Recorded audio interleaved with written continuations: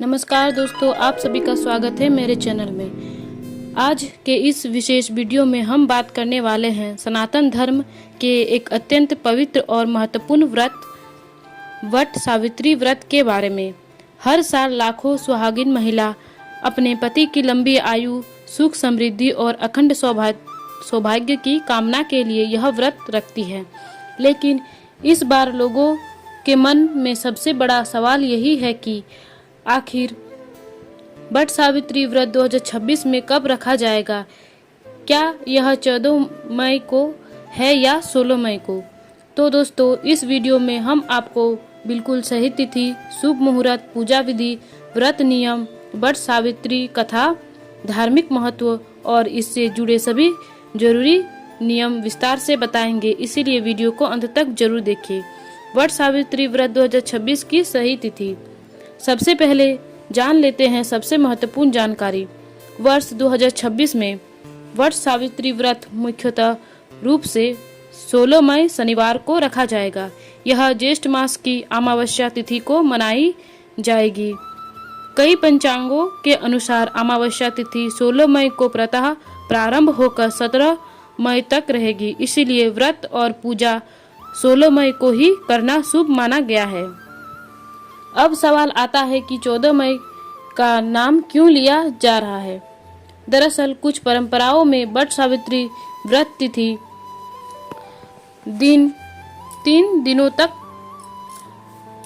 मनाया जाता है। पारंपरिक रूप से यह व्रत त्रयोदशी से प्रारंभ होता है, इसीलिए कई महिलाएं 14 मई से नियम और संयम शुरू कर देते हैं। लेकिन मुख्य पूजा और व्रत की प्रारंभ तिथि 16 मई को ही मनाई जाएगी, इसीलिए यदि आप सामान्य रूप से वट सावित्री व्रत रखना चाहते हैं तो 16 मई 2026 को व्रत रखें।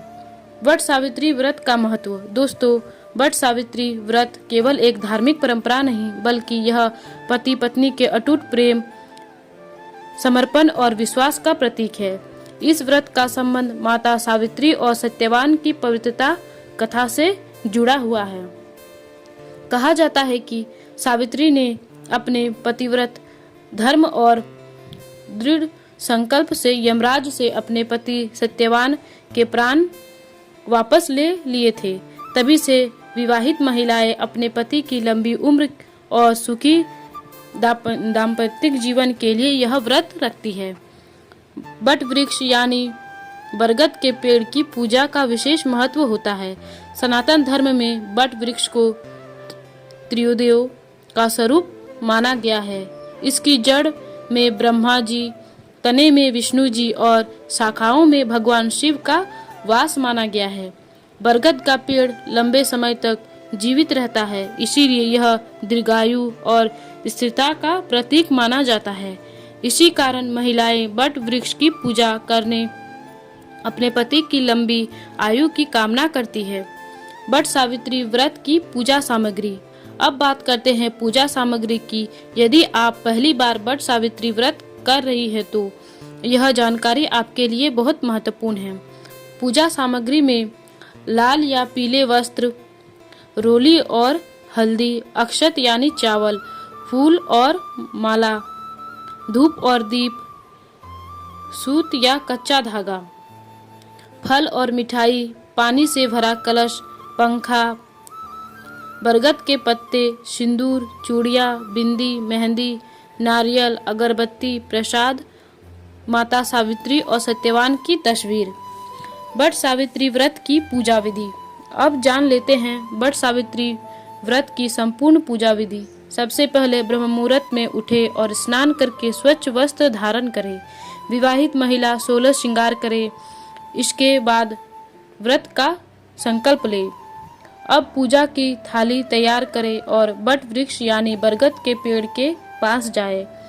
यदि आसपास बरगद का पेड़ न हो तो घर में उसकी तस्वीर या डाली लाकर पूजा कर सकते हैं। पेड़ की जड़ में जल अर्पित करें, रोली, अक्षत, फूल और प्रसाद चढ़ाएं। इसके बाद पेड़ के चारों ओर कच्चा सूत लपेटते हुए परिक्रमा करें। कई महिलाएं 7 बार, 11 बार या 108 बार परिक्रमा करती है। इसके बाद सावित्री सत्यवान की कथा सुने या पढ़े, फिर पति की लंबी आयु और परिवार की सुख समृद्धि की प्रार्थना करे। शाम को पूजा के बाद व्रत का पारण करे। वट सावित्री व्रत के नियम। दोस्तों, किसी भी व्रत को सफल बनाने के लिए उसके नियमों का पालन करना बहुत आवश्यक है। व्रत वाले दिन क्रोध न करे, किसी का अपमान न करे, झूठ बोलने से बचे, सात्विक भोजन करे, पूजा के समय मन को शांत रखे, भगवान का ध्यान करे, गरीबों को दान करे। कुछ महिलाएं निर्जला व्रत रखती है, जबकि कुछ फलाहार लेकर व्रत करती है। अपनी क्षमता के अनुसार व्रत करे। वट सावित्री व्रत कथा। अब सुनिए वट सावित्री व्रत कथा की पवित्र कथा। प्राचीन समय में मध्य देश में अश्वपति नाम के एक राजा राज्य करते थे। उनकी कोई संतान नहीं थी। राजा और रानी ने कई वर्षों तक देवी सावित्री की कठोर तपस्या की। देवी की कृपा से उनके घर एक कन्या का जन्म हुआ, जिसका नाम था सावित्री। सावित्री अत्यंत सुंदर, बुद्धिमान और तेजस्वी थी। जब वह विवाह योग्य हुई तो राजा ने उसके लिए योग्य वर की खोज शुरू कर दी, लेकिन कोई भी राजकुमार सावित्री के तेज के सामने स्वयं को योग्य नहीं मानता था। तब राजा ने सावित्री से कहा कि वह स्वयं अपने लिए वर का चयन करे।